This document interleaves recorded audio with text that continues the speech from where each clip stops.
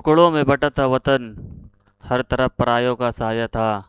अपनी ही मिट्टी पर इटलियों ने खुद को बेगाना पाया था।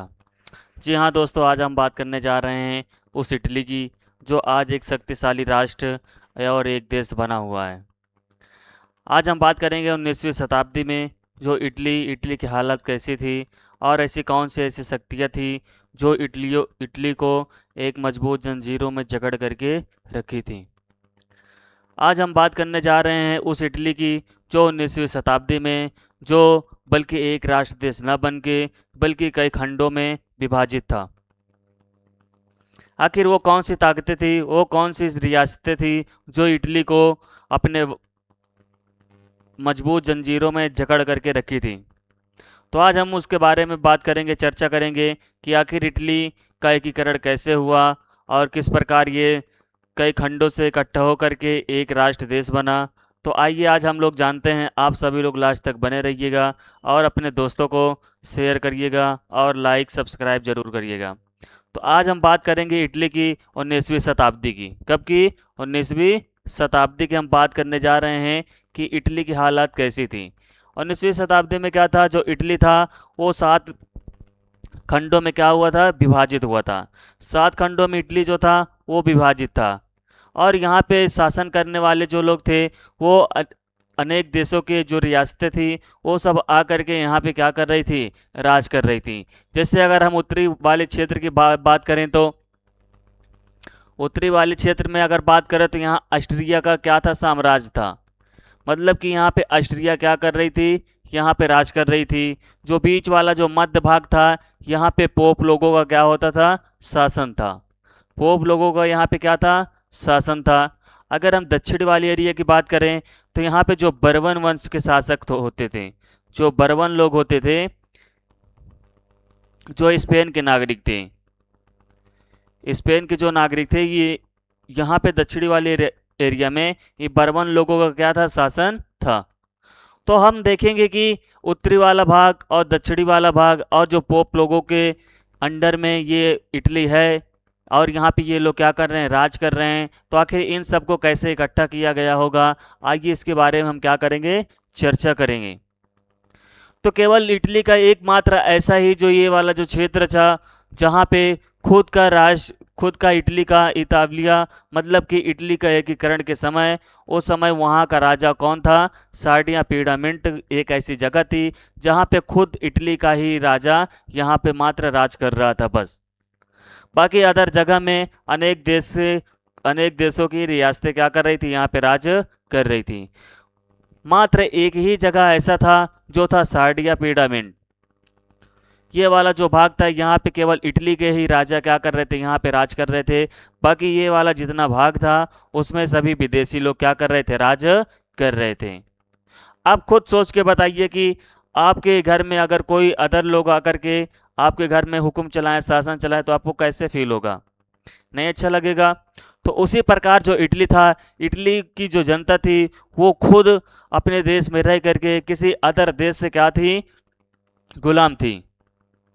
तो इन लोगों को क्या होता था, बहुत दुख होता था, मतलब बहुत ये लोग दुख पीड़ा झेलते थे। तो आइए हम देखते हैं कि ऐसे कौन कौन से नेता लोग जो आते हैं और इसी 7 भागों में बटा हुआ इटली को एक खंड में क्या करते हैं, बनाते हैं, एक साम्राज्य बनाते हैं। आइए आगे चल के देखते हैं कि एक शक्तिशाली राष्ट्र कैसे बनता है।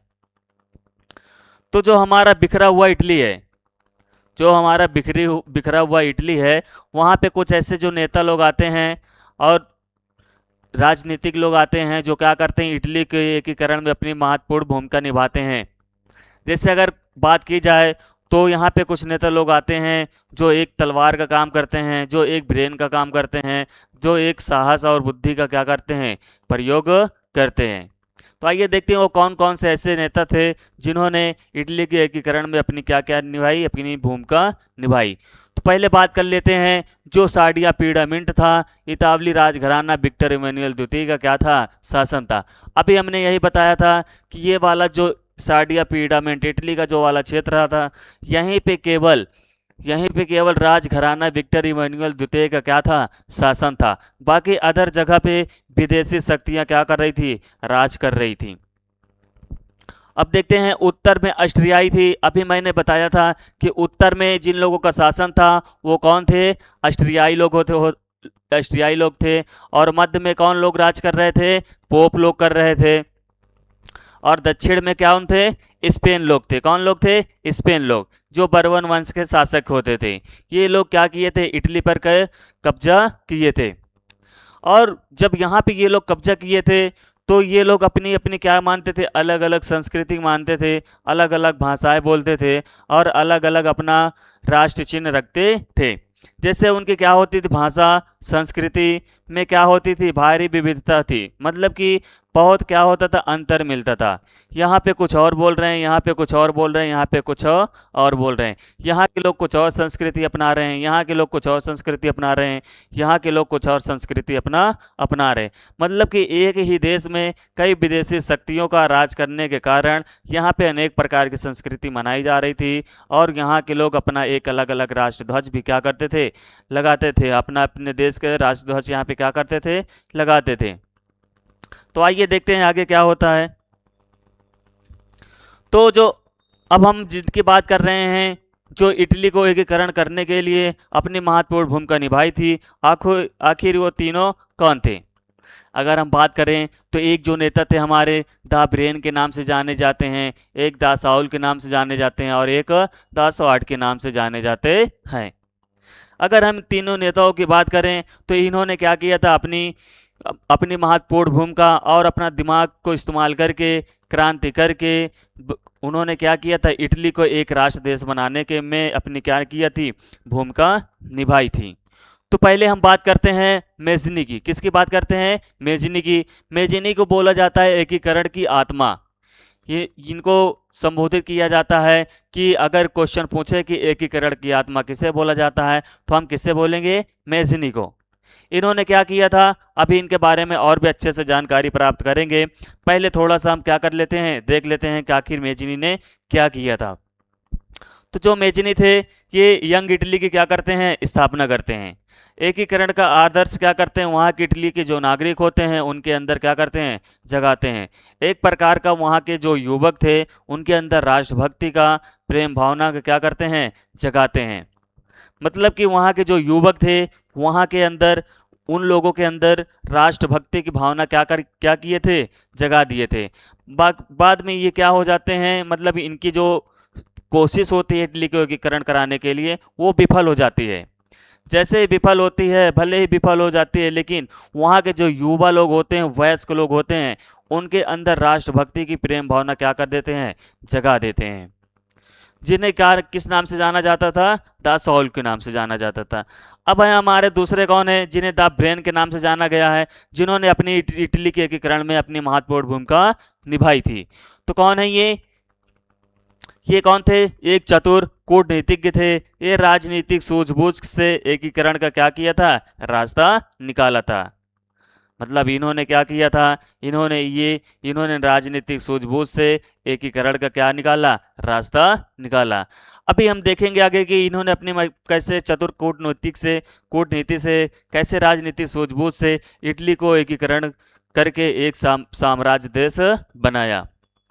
अब आगे आते हैं हमारे गैरीबाल्डी जी। कौन आते हैं, गैरीबाल्डी ये लाल कुर्ती दल की क्या करते हैं, वहाँ पे स्थापना करते हैं। जो एक क्या होता है, एक गुप्त तरह का क्या होता है, संगठन होता है। ये वहाँ पे गुप्त संगठन की क्या करते हैं, स्थापना करते हैं, जो एक लाल कुर्ती दल के नाम से भी जाना जाता है। और ये सशस्त्र विद्रोह राज्यों की क्या हो जाती है, यहाँ पे जीत हो जाती है।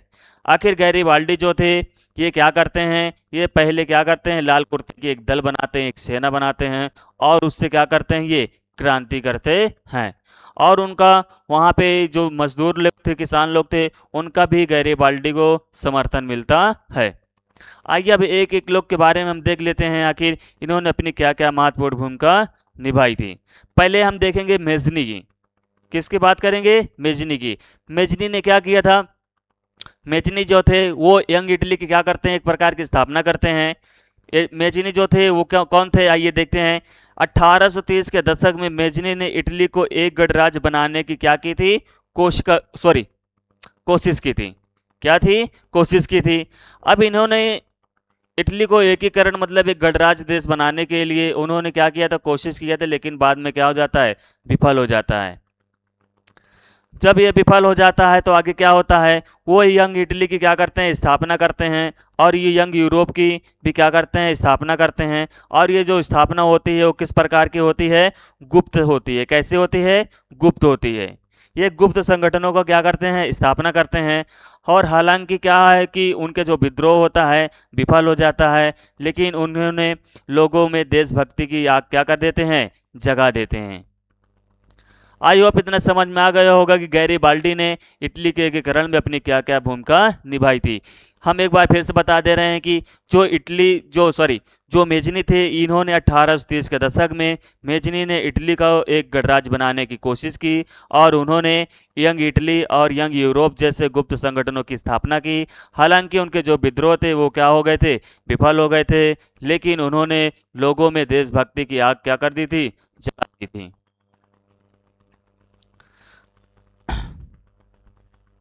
अब बात करते हैं काबूल की। किसकी बात करते हैं, काबूल की। यहां पे थोड़ा शॉर्टकट में नाम लिखा है, ये सॉरी।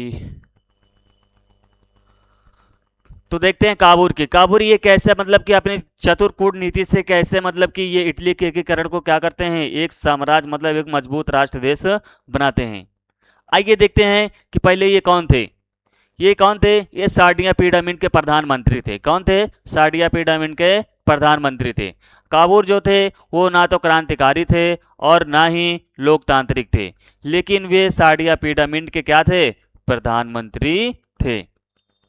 वो ना तो क्रांतिकारी थे और ना ही लोकतांत्रिक थे, बल्कि वो सार्डिया पिरामिड के क्या थे, प्रधानमंत्री थे।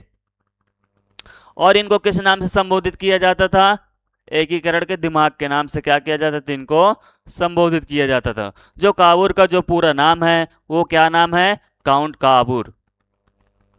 अब देखते हैं एकता की ओर। ये इटली को कैसे मतलब क्या करते हैं, एक करते हैं। वहां जो इटली जो कई खंडों में बटा था उसको कैसे क्या करते हैं, एक करते हैं। पहले ये क्या करते हैं, एक चतुर संधि करते हैं। क्या करते हैं, चतुर संधि करते हैं। किसके साथ करते हैं, फ्रांस के साथ करते हैं। और फ्रांस के साथ चतुर संधि करके फिर क्या करते हैं, 1859 ईस्वी में क्या करते हैं, युद्ध करते हैं। किससे करते हैं, फ्रांस से ये क्या करते हैं, संधि करते हैं। और चतुर संधि के बाद 1859 ईस्वी में ये ऑस्ट्रियाई सेना को क्या कर देते हैं, हरा देते हैं। ऑस्ट्रियाई सेना कहाँ राज कर रही थी, उत्तरी वाले भाग में। तो काउंट काबूल जो थे ये क्या करते हैं, फ्रांस से दोस्ती करके संधि करके क्या करते हैं, ऑस्ट्रियाई सेना को हरा देते हैं। ये फ्रांस से दोस्ती करते हैं, कहते हैं कि तुम हमारे साथ युद्ध करो, अगर हम जीतते हैं तो इसके बदले हम तुमको बहुत कुछ देंगे। तो फ्रांस लालच में आकर के क्या करता है, काउंट काबूल से संधि कर लेता है, और फ्रांस ऑस्ट्रेलिया के साथ इटली के साथ मिल करके ऑस्ट्रियाई सेना से क्या करता है, युद्ध करता है और उसको हरा देता है।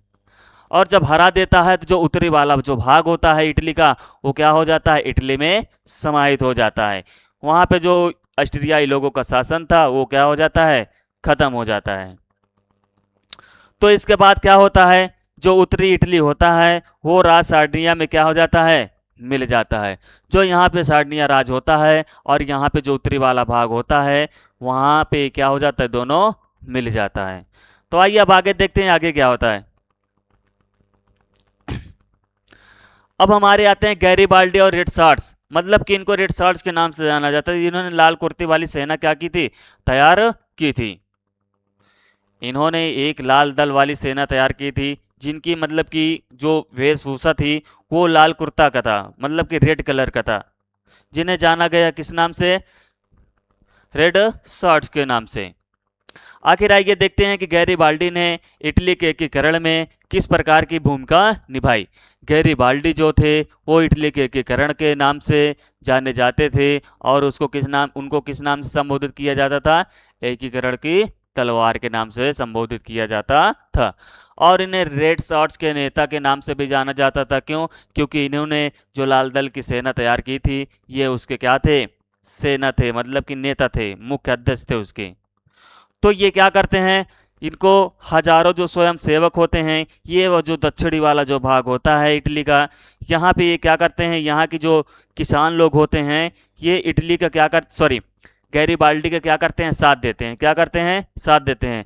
यहाँ के किसान मजदूर सब मिल करके गैरिबाल्डी के साथ मिल करके क्या करते हैं, यहाँ पे जो बर्बन वंश होता है, जो स्पेन लोग राज करते हैं, यहाँ पे क्या करते हैं, आक्रमण करते हैं, युद्ध करते हैं सब मिल करके।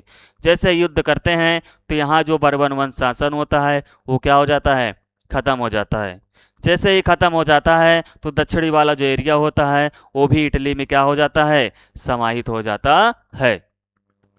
हमने उत्तरी वाला भाग देख लिया, दक्षिणी वाला भाग देख लिया। उत्तरी वाले भाग को आज़ादी कराने के लिए, एकीकरण कराने के लिए किसने अपनी महत्वपूर्ण भूमिका निभाई थी, बताइए, काबूल ने। और जो दक्षिणी वाला जो भाग था इसको एकीकरण कराने में अपनी महत्वपूर्ण भूमिका किसने निभाई, गैरिबाल्डी ने। इन्होंने क्या किया, सिसिलियो की ओर आक्रमण किए और लाल कुर्ती दल के साथ मिलकर के इन्होंने क्या किया, दक्षिण एरिया पे आक्रमण किया, जिससे वहाँ की जो स्पेन जो बर्बन सेना थी वो क्या हो गई, उसका शासन व्यवस्था सब खत्म हो गई। जब ये शासन व्यवस्था खत्म हो गई तो ये दक्षिणी वाला एरिया भी क्या हो गया, इटली में समाहित हो गया। अब हम बात कर चुके हैं उत्तरी और दक्षिणी, लेकिन बीच वाला हमारा भाग क्या हो जाता है, छूट जाता है। अब आखिर ये बीच वाला भाग को कैसे आज़ाद होता है, तो यहाँ पे हम ये बता रहे हैं आपको कि जैसे ही यहाँ पे काउंट काबूल यहाँ पे इसको आज़ाद करवाते हैं, यहाँ पे गैरिबाल्डी इसको आज़ाद कराते हैं, तो जो पोप शासन होता है वो क्या होता है, ये सब देख करके वो डर जाता है। वो कहता है कि भाई तुम ले जाओ अपना हिस्सा, हम तुमसे युद्ध नहीं करेंगे। ये डर के मारे क्या हो जाते हैं, छोड़ के चले जाते हैं। मतलब ये छोड़ देते, बिना युद्ध किए ही क्या कर देते हैं, उसको आज़ाद कर देते हैं। फिर एक बात फिर बाद में क्या होता है, इटली एक साम्राज्य देश बन जाता है। इटली का एकीकरण पूरी तरह से क्या हो जाता है, हो जाता है। तो क्या होता है, यहाँ पे काउंट काबूल की जीत हो जाती है, उत्तरी इटली भी क्या हो जाता है, आज़ाद हो जाता है। और पोपल लोग बिना लड़ाई किए ही डर के मारे छोड़ के चले जाते हैं। जब जैसे ही इटली एक बन जाता है, पूरा एक इटली एक साम्राज्य देश बन जाता है, तो क्या होता है, तो यहाँ पे होता क्या है, तो वहाँ पे जब एक चुनाव होता है तो वहाँ पे राजा जो बनता है सर्वप्रथम विक्टर इमैनुअल द्वितीय को एकीकृत इटली का क्या बना दिया जाता है, राजा बना दिया जाता है। फिर किंगडम ऑफ इटली की घोषणा कर दी जाती है, कब, 1861 ईस्वी। मतलब कि 1861 ईस्वी में क्या हो गया था, इटली आज़ाद हो गया था। फिर 1861 में ईस्वी में विक्टर इमैनुअल द्वितीय को एकीकृत इटली का राजा घोषित कर दिया जाता है। क्वेश्चन पूछता है कि इटली के एकीकृत के समय, जब इटली एकीकृत हो जाता है, इटली का एकीकरण हो जाता है, तो उसके प्रथम राजा कौन होते हैं, कौन से व्यक्ति को प्रथम वहां का राजा बनाया जाता है, तो किनको बनाया जाता है, विक्टर इमैनुअल द्वितीय को बनाया जाता है। अब यहाँ पे मजेदार की बात ये होती है कि ये जो ला इटालिया जो था, यहाँ की जो दक्षिणी वाली जो दक्षिण वाले जो किसान लोग थे जो गैरिबाल्डी के साथ दे रहे थे, ये अनपढ़ थे। मतलब इनके अंदर समझ नहीं थी। ये किसान थे, मजदूर थे, ये पढ़े लिखे नहीं थे। तो इन लोगों को लगा क्या है, इन लोगों को लगा कि जो किसान लोग जो थे, इन लोगों को लगा कि जो ला इतालिया है, जो ला इतालिया का मतलब क्या होता है, कमेंट बॉक्स में आप सभी लोग बताइएगा ला इतालिया का मतलब क्या होता है। तो ये जो ला इतालिया है वो उसका संबंध क्या है, इटली से है। किससे है, इटली। ला इतालिया का मतलब एकीकृत इटली, मतलब इटली को एकीकरण करना ही उसको क्या बोला गया है, ला इतालिया बोला गया है। तो वहाँ के किसान लोग जो थे वो ला इतालिया नाम को सुन करके उनको लगा कि वो क्या थे, राजा विक्टर की क्या थी, पत्नी थी। किसान लोग जो थे उन लोगों को लग रहा था कि जो ला इतालिया है वो विक्टर इमैनुअल द्वितीय की क्या थी, पत्नी थी। और उसको ये पत्नी समझ करके ये लोग क्या कर रहे थे, युद्ध कर रहे थे। इनको ये भी नहीं पता था कि हमारे इटली का क्या ये नाम है। आई होप, उम्मीद है कि समझ में आ गया होगा आप सभी लोगों को। मस्त एकदम। आप सभी लोग जाइए एग्जाम में एकदम फोड़ के आइएगा। अगर पेपर में पूछता है इटली का एकीकरण, जर्मनी का एकीकरण पूछता है, तो मैंने आपको एक वीडियो बना दिया है, आप उन लोग उसे देख करके अच्छे से समझ लीजिएगा, आपको आराम से आ जाएगा। कोई डाउट हो कमेंट में आप जब सभी लोग जरूर पूछ लीजिएगा। ये है तुलनात्मक अध्ययन इटली और जर्मनी के बारे में। अब जर्मनी ने क्या किया था, जर्मनी के जो राजा थे बिस्मार्क, कौन थे, ऑटो वन बिस्मार्क। ये कौन थे, कूटनीतिक और योद्धा थे। ये रक्त और लोह की नीति अपना करके शक्तिशाली प्रासा को हरा देते हैं, फिर फ्रेंच एशियाई को हरा देते हैं, फिर जर्मनी को क्या बना देते हैं, एक साम्राज्य बना देते हैं। उसी तरह जो इटली के जो 3 महान नेता होते हैं जिन्हें क्या बोला गया, द आत्मा, दिमाग, तलवार का मिलन, जैसे तीनों में साडिया पिरामिड के नेतृत्व में ये क्या करते हैं, इटली का एकीकरण करते हैं। गैरीबाल्डी के सशस्त्र विद्रोह, किसानों का समर्थन, 1861 ईस्वी में किंगडम ऑफ इटली की क्या हो जाती है, घोषणा हो जाती है। तो इटली के जो 3 स्तंभ थे एकीकरण कराने के लिए वो कौन कौन से थे, आप सभी लोग कमेंट में जरूर बताइएगा और आंसर दीजिएगा किला इतालिया का मतलब क्या होता है। धन्यवाद आप सभी लोगों का। अपने दोस्तों को शेयर कीजिएगा जो भी पढ़ रहे हैं, कोई भी चीज़ की तैयारी कर रहे हैं उनके लिए फ़ायदा है। तो पसंद आए तो लाइक शेयर सब्सक्राइब जरूर करिएगा। धन्यवाद।